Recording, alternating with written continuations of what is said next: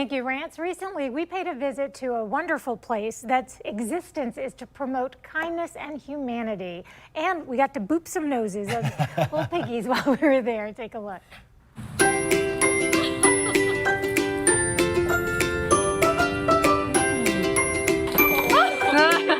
One of the treasures we have here in Jacksonville is Epic Outreach, and Jessie Miller is the founder of the foundation. Also, she is an author, and right now you might be thinking, well, they're very socially distanced, but that's not really the reason. What we're trying to do is show off all of our company here. So, Jessie, can you do the introductions here before we talk about Epic? Sure, absolutely. We have? So we just had the Oinkin' Pig is Jimmy Jim Jam, who's over here to the left or right, and then the dog here is Tanner, and then we have Candy Corn, and Blake and Blarney are the three little pigs. I love that they're like almost taking attendance here, here, here, oink, oink, oink. So Epic Outreach is more than just a farm. What your mission is to teach kindness, really. Can you explain?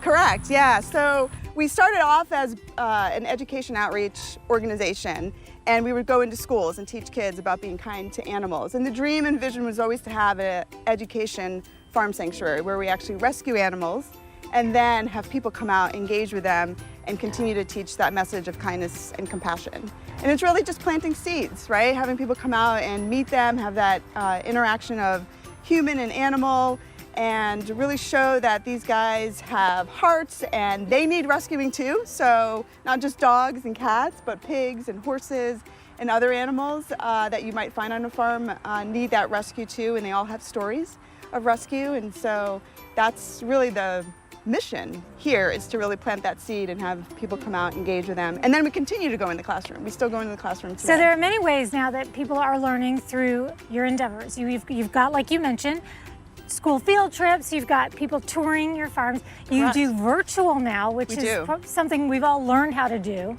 And let's talk about the books. Yeah, so these are the children's books. So I co-author some of them. And this, the cat book, the chicken book, we also have a pig book. They're all part of our Farm Tale series, and they're for early readers. And then we have two dog books that are for a little bit older generation and kids. And so I've illustrated them, all of them, and I've helped to write them. And so they all are written after the animals on the farm and some of the rescue dogs that we have that help to share messages of kindness and compassion. So some of them talk about adoption. Oliver was abandoned and was a stray pig. And then the barn cat, they talk about bravery, and they all have different messages, and they teach, and they have education in the back. So they're great for teachers too, because they have education components to them. So a child could read one of these books and then pay a visit either virtually or in person here to Epic and actually get to see Oliver, or get to meet Bobby, who's one of your barn cats. Bobby's one of the barn cats. Yeah, we have 7 barn cats, and so you can meet one of them and actually get to meet them. This book is only about one specific cat, but there's 7 barn cats, and there's so many cats that, you know, we can talk about being brave.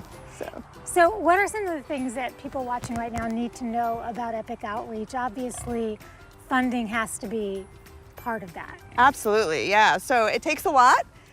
Funding is super important. Because Jimmy Jam looks like he can eat. He does. Jimmy eats a lot. The horses eat a lot. You'll meet some of the horses, and there's 5 horses. We have a couple of donkeys. We also have a bunny in our barn. And yeah, so they all need food and hay and vet care, and the horses need their feet done, which is called farrier care. And so, and then obviously love and kindness, and which all takes, you know, treats and other things that they need to keep them happy and healthy, so they can continue to be education ambassadors for people visiting, whether it's virtual or in person, or we go into the classroom and bring pictures and talk about their rescue that way.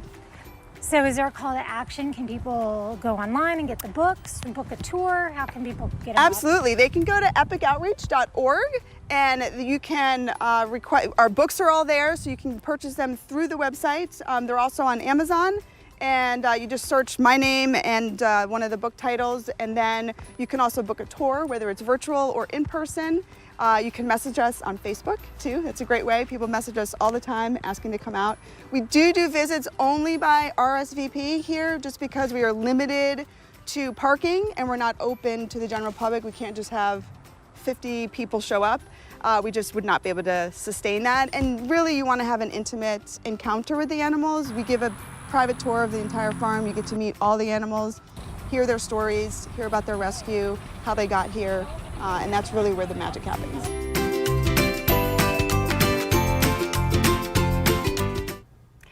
And I feel like I had a brush with fame because I met Oliver.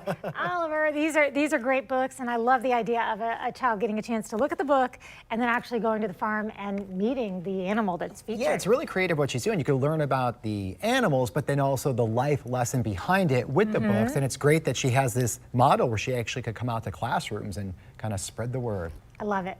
EpicOutreach.org, and we're going to be right back.